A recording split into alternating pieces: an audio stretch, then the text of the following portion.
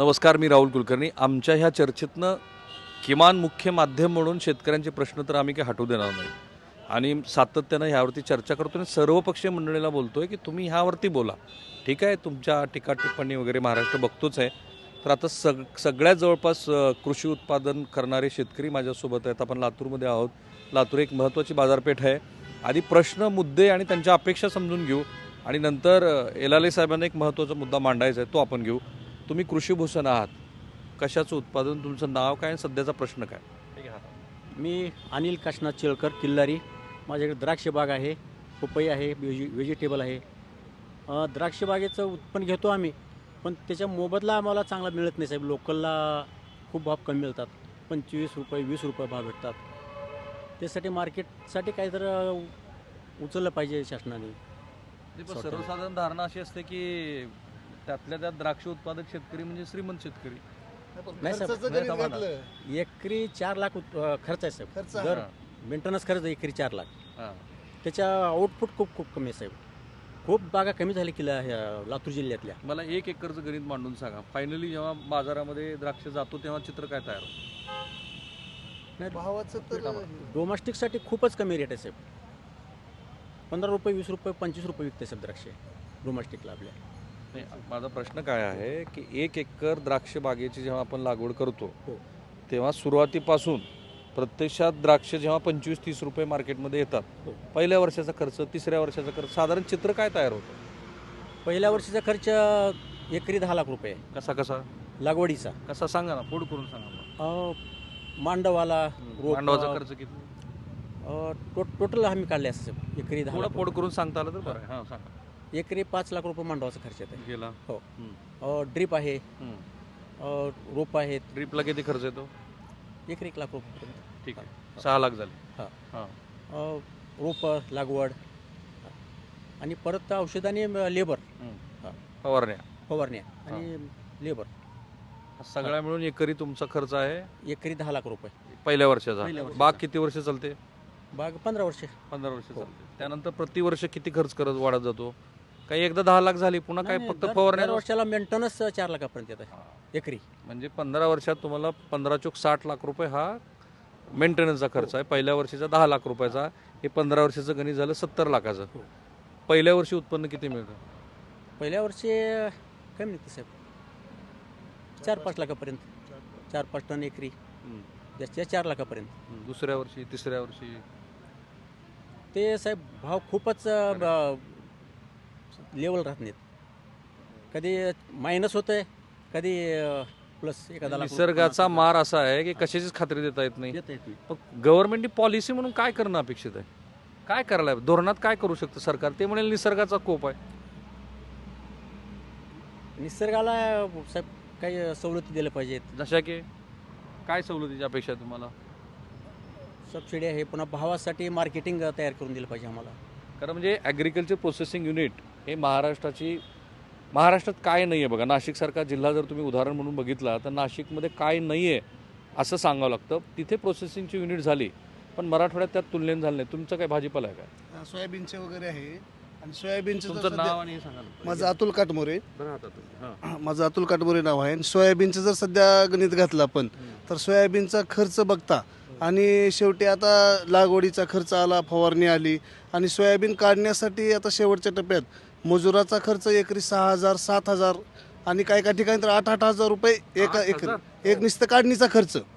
बाकी मग लागवडीचा खर्च वेगळा होता.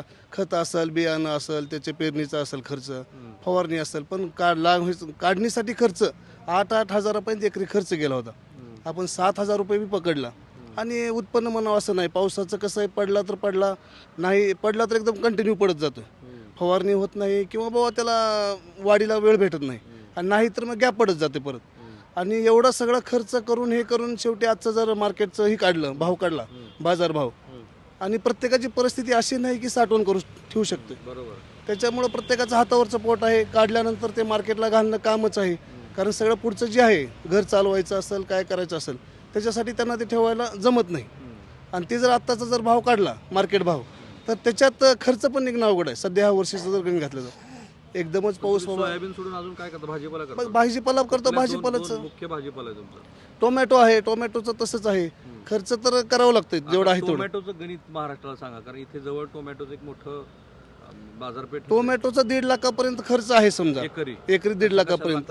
रोप आहे त्याचं, अगर खताचा डोस आहे, सुरुवातीला लागवड करताना खताचा डोस आहे, 10 ते 12 हजारापर्यंत खताचा डोस एकरी जाते.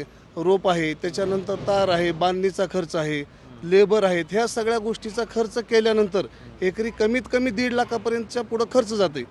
आणि जर मार्केट भाव कधी 100च्या आत बी जर आला, कॅरेट 100 रुपये म्हणजे 20 किलो 22 किलोचे कॅरेट राहते, त्याचं 100 रुपये कॅरेट 80 रुपये कॅरेट जर असा खर्च आला तर ते लागवडचा खर्च सोडा, पण ते त्याच्या निम्म पण पडत नाही. समजा जी लागवडीचा खर्च आपल्याला 1.5 लाखापर्यंत एखाद्या आहे, वर्षी लॉटरी लागते की ते 10 वर्षातून एक वेळेस लागते. तोपर्यंत टिकणं पण महत्वाचं आहे ना. 10 वर्ष किंवा 10 वेळा पीक केलं तर एखाद्या वेळेस लॉटरी लागते. ती पण अशी लागते की त्या वर्षी काही ना काय बाबा कुठं ना कुठं आपत्ती आल्यामुळं लॉटरी लागते. असं सहजासहजी लागत नाही. समजा पाऊस जास्त झाला, बाकी कल्ले सगळेचे प्लॉट गेले तर कुठं तर लॉटरी लागणार. असं नाही की बाबा पिकं सगळी कल्ली चांगले आहेत, ही आहेत आणि लॉटरी लागली. 10-12 वर्ष जे सस्टेन करायचे त्या एका लॉटरीची वाट बघत त्या काळात काय होतं? मग ते सांगलो, तो पण टिकणं अवघड आहे. किंवा 10 वर्ष किंवा 10 पिकं घेतल्यानंतर एखादं बाबा लॉटरीचं लागल, ह्याच्यासाठी टिकता येणार नाही ना. सर्वसामान्याचं प्रत्येकाचं मी म्हणल्यासारखं हातावरचं पोट आहे. कुठून तरी इकडनं तिकडनं थोडंफार पैसे घेऊनच त्यांनी लागवड केलेली असते किंवा बाकीचा सगळा खर्च केलेला असते. आणि त्याच्यात जर ही 2-3 वेळा जर असा फटका बसला तर 10 वेळेसपर्यंत सोडा, 2 वेळेस झालं तर तिसऱ्या वेळेस त्यांनी टोमॅटो लागवड करत नाही. ठीक आहे. आणि यासाठी सेंट्रल गव्हर्नमेंट किंवा राज्य सरकारच्या पातळीवरचा डेटा कुणाकडेच नाही आहे. आणि जो काय डेटा आहे ॲग्रिकल्चर डिपार्टमेंटचा त्याच्या विश्वासार्हतेबद्दल तर खूप मोठं प्रश्नचिन्ह सगळ्याच तज्ज्ञांच्या मनात आहे. तुमचं नाव आणि तुमचं पीक आणि हे सगळं, तुम्ही तर काय ड्रॅगन उत्पादक आहे. हां, मी राजेंद्र बिराजदार, औसा तालुक्यातील रामवाडी येथे माझी शेती आहे. मी ॲक्च्युली गेल्या वर्षी ड्रॅगन फ्रूट लावलेला आहे. मार्केटमधला दर मोठ्या प्रमाणात ड्रॅगन फ्रूटला दर मिळतो आणि मेंटेनन्स कमी आहे किंवा विघ्न कमी पडतं या उद्देशाने मी ड्रॅगन खरं आहे का? हा आपण काय फक्त टीका टिप्पणी करण्यासाठी नाही होती. हो हो बरोबर आहे. नाही, विघ्न वगैरे कमी आहे, बाकी फळ ते चांगलं आहे, परंतु लागवडीचा प्रचंड खर्च. कसा एकर पहिल्या वर्षी बघा तो मांडव करण्यासाठी साधारण 2 ते 2.5 ते 3 लाखापर्यंत तो खर्च आहे. रोपाचा 1 लाख खर्च आहे, ड्रीपचा 1 लाख खर्च आहे आणि इतर मशागत मिळून 5.5-6 लाखापर्यंत एकरी खर्च जातो.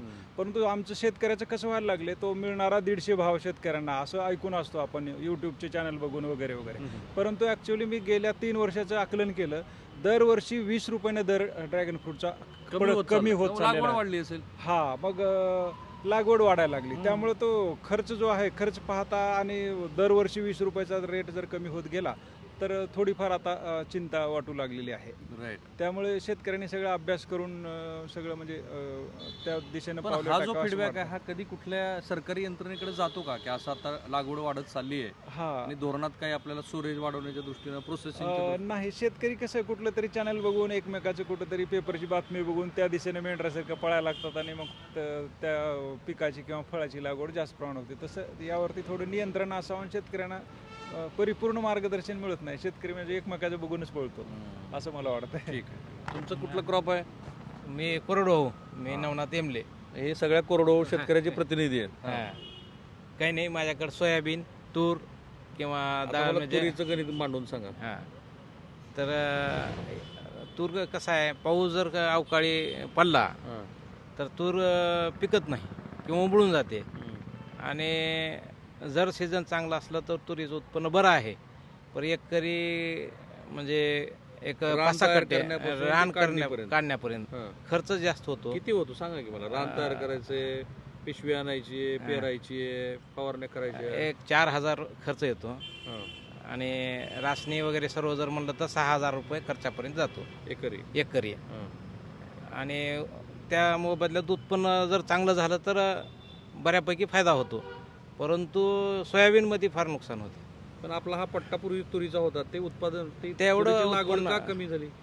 कमी झाली म्हणजे लोक एक तर पाण्याचं आवर्षण, पुन्हा लोकांकडे साठवण नाही, पाण्याचा सोर्स नाही किंवा विहिरी बोरं पाणी कमी. आता ह्या वर्षी पाऊस चांगला झाला त्याच्यामुळं पाणी विहिरीला पावसा म्हणजे बोरला वगैरे चांगलं आहे. पण आतापर्यंत 5-6 वर्षात आवर्षणच होतं जवळपास. त्याच्यामुळं म्हणजे पिकत नाही ना जास्त आणि शेतमालाला भाव नाही. भाव आहे म्हणे की नाही कापसाला भाव आहे, ना सोयाबीनला कापूस भाव नाहीच आहे, ना आपल्याकडे तुरीला कापूस भाव नाही. आहे, दुधाला भाव आहे, नाही कापूस आपल्याकडे नाही. द्राक्षे चांगले विकले जाते. आता द्राक्षे जर चांगले पिकले असते तर शेतकरी हे झालं नसते ना सर. बऱ्यापैकी शेती हां. ठीक आहे, बोला. नमस्कार, मी अजय कुमार व्यंकटराव सपाटे, राहणार चांडेश्वर, तालुका जिल्हा लातूर, महाराष्ट्र. मी व्हेजिटेबल टोमॅटो उत्पादक शेतकरी आहे. माझ्याकडे विविध स्वरूपाच्या भाजीपाला असतात. भाजीपाला क्षेत्रातील समस्याच्या बाबतीमध्ये माझ्याकडे मेजरली टोमॅटो हा कुठली क्रॉप तरकारी असतो. करता तुम्ही? टोमॅटो करतो. हम्म. टोमॅटोमध्ये जवळपास दुसरी बेसिक कुठली भाजीपाला करता? एक टोमॅटोचं गणित मांडून टोमॅटो सांगा आहे, हो दाखवतो. टोमॅटो करतो मी, टरबूज करतो, आपल्याला. काकडी टरबूजाचं करतो. गणित, काकडीचं गणित मांडून दाखवा हो. मला. टोमॅटोचं दाखवतो नाही, मला मोस्टली. काकडीचं जरा जास्त. काकडीला मांडवही लागतो, हां. काठी तार लागते. त्याला कमी ड्युरेशनचं कालावधीचं पीक आहे, पण ते कसं आहे, त्याला मार्केट जवळचंच बघावं लागते आणि हे मोठ्या प्रमाणामध्ये चालत नाही. ते जवळचं मार्केट असल्यामुळं ह्याचे रेट चांगले मिळत नाहीत, हे होत नाहीत. आता मोस्टली हे एक साईड पीक म्हणून आहे. मेन जे आहे ते टोमॅटोच आहे. टोमॅटोच्या बाबतीत बघायला गेलं तर एकरी बेसिकली सुरुवातीपासून 3.5 लाख रुपये खर्च येतो. तुमचं काठी आली, त्याच्यामध्ये तार आली, ड्रीप आलं, बेसिक तुमचा बेसल डोस आला, त्याच्यामध्ये बांधणीचा खर्च आला, लेबरचा खर्च आला, परत तुमचे वॉटर सोल्युबल आले आणि जवळपास सुरुवातीपासून जरी नंतर रेग्युलरमध्ये 1.5 लाख खर्च येतो, पण बेसिकली सुरुवात करताना 3.5 लाखाच्या आसपास जाते. ह्याच्यामध्ये समस्या अशा आहेत की एकरी पूर्वी 1000 कॅरेट निघायचे गावरान लावलं तर जूनला, पण आता ते 500 आणि 400 सुद्धा क्रेट निघत नाहीत. शासनाचं असं आहे की तुम्ही सबसिडी, आज वॉटर सोल्युबलचे रेट डबल झालेले आहेत. म्हणजे जनरली 3000 असेल तर 6000 झालं. म्हणजे वॉटर सोल्युबलचे रेट खूप झाले आणि मालाचे भाव कमी झाले. त्याच्यामुळे हे गणित जमत नाही आणि त्याच्यामध्ये असा फ्रूट बोरर हे ते अशा समस्या वाढलेल्या आहेत. त्याच्यामध्ये एवढे डिसीज आले नवीन की त्याने हाय मॉलिक्युल आले. शासनाचं यावरती एखादा जर डिसीज आला आहे त्याच्यावर परफेक्ट मॉलिक्युल असणं हे गरजेचं आहे. विद्यापीठ आहेत, शेतीची खाती आहे, त्याचं काय? शेतीच्या खाटी विद्यापीठ आहेत, पण ह्याच्यामध्ये थोडं. त्यांनी ऑलरेडी त्याच्यामध्ये जे काम करायचं ते काम करत नाहीत. होत नाही. होत नाही. आता फ्रूट बोरर म्हणजे टोमॅटोला मक्की म्हणून एक अशी पंक्चरी आहे, त्याच्यामध्ये आम्ही एक्सपोनस, ग्रासिया हे सगळे तुम्ही अंदाजपंची औषधं ह्या म्हणतात हाय मॉलिक्युलचे, पण ते रिसर्च करून परफेक्ट औषध आजही बाजारामध्ये आलेले नाही. त्याच्यामध्ये आमचा जी 1.5 लाख खर्च होता ती 2 लाख भेला आणि कदाचित प्लॉट बी हातातून चालला. ठीक. त्याच्यामध्ये आम्ही नुकसानीमध्ये येलो. ठीक आहे. मुद्दा काय आहे की हे प्रश्न महाराष्ट्रातला कुणाला माहिती नाहीत मला सांगा. जेवढे सत्ताधारी आहेत ते स्वतःला शेतकऱ्यांचे पुत्र म्हणून घेतात, भूमिपुत्र आहेत. ते म्हणतात विधिमंडळामध्ये, आता अजित पवार स्वतः म्हणतात मी शेती करतो, शरद पवार साहेब हे म्हणतात मी शेतकऱ्यांचा सर्वात जाणता नेता. ते म्हणत नसले तरी त्यांच्याबद्दलचे हे आकलन आहे. असंच आकलन भारतीय जनता पार्टीतल्या काही नेत्यांना स्वतःसाठी हवं आहे. तसंच उद्धव ठाकरे पण म्हणतात मी शेतकरी नसलो तरी शेतकऱ्यांचे प्रश्न मला मुंबईत बसून समजून घ्यायचे. प्रत्यक्षात परिस्थिती काय, आता एक्सपोर्टमधल्या काळामध्ये एक निर्णय चुकला आणि त्यानंतर आता ते आपल्यात नाही आहेत, पण त्या शेतकऱ्याची कहाणी काय जे आत्ता गेले इथून थोडा हे आता जे शेटे म्हणून, आनंद शेटे म्हणून एक आता शेतकरी आमचे होते साहेब, त्यांच्याकडे 11 एकर द्राक्ष बाग होती आणि स्वतःचं कोल्ड स्टोरेज बांधून त्यांनी विदेशामध्ये निर्यात केलेली होती शेतकऱ्यांचा ग्रुप करून 2008, 9, 10मध्ये स्वतःचे लायसन्स काढून. दुर्दैवानं युरोपमध्ये शासनाच्या चुकीनं, गव्हर्नमेंट ऑफ इंडियाच्या चुकीनं युरोपमध्ये गेलेले 2010मध्ये अख्खे 2200 कंटेनर रिजेक्ट झाले आणि ते रिजेक्ट झाल्यामध्ये त्या बिचाऱ्याचं 3 करोड रुपयाचं नुकसान एकाच दिवशी झालं. त्याला त्याची स्वतःची 35 एकर शेती विकावं लागली, 2 मुलीचे लग्न थांबलेत आणि स्वतःचं घर विकून त्यांनी किरायाच्या घरामध्ये आता स्वतःचा किराणा दुकानाचा व्यवसाय करतोय. तो नाईलाज होता त्याच्या घरी ते, म्हणून आता इथं येऊनसुद्धा त्यांनी थांबू शकला नाही कारण त्याची रोजीरोटी बंद पडते. आज युरोपमध्ये निर्यात करणारा स्वतःची 35 एकर जमीन घालून बसलेला आहे. ह्या शासनाच्या भरोशावर ज्यांनी हे पॉलिसी तयार करतात, मॉनिटरिंग करत असताना अपेडामधल्या काही अधिकाऱ्याच्या एका चुकीमुळं 2200 कंटेनर 600 कोटी रुपयाचं 2010मध्ये शेतकऱ्यांचं, निर्यातदारांचं, किती निर्यातदार होते तेव्हा? 80 निर्यातदार होते. टोटल प्रत्येकाची जवळपास हीच परिस्थिती. एकूण 150 निर्यातदार होते एकूण. त्याच्यात निर्यात त्या वर्षी 120 निर्यातदारांनी केली. त्याच्यामध्ये ट्रेडर होते 10% 90% शेतकरी निर्यातदार होते.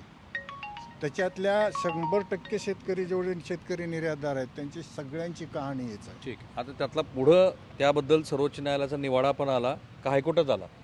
हायकोर्टाने निवाडा दिला. ते प्रकरण केंद्रीय उद्योग मंत्री, व्यापार मंत्री आणि अर्थमंत्र्याकडे पण गेलं, निर्मला सीतारामन यांच्याकडे, पियुष गोयल यांच्याकडे. त्यांनी सकारात्मक प्रतिसाद दिला. पण ब्युरोक्रेसी अशी आहे की ही कोर्टानं दिलेल्या आदेशानंतर सुद्धा शेतकऱ्याला नुकसान भरपाई मिळत नाही आणि म्हणून या शेतकऱ्यांची एक कॉमन मागणी आहे.